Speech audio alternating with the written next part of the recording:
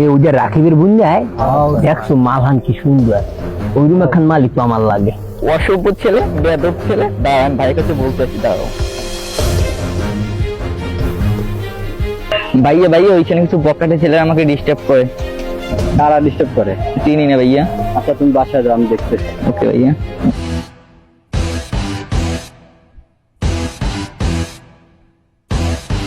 এইখানে আমার বোনের ডিস্টার্ব করছে কে?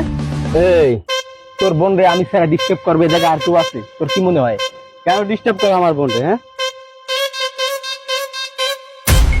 এই তুই কার গায়ে জানো না? ডিজে ভাইয়ের গায়ে হাত দেখো, তোর অবস্থা কি হয় খালি দেখ।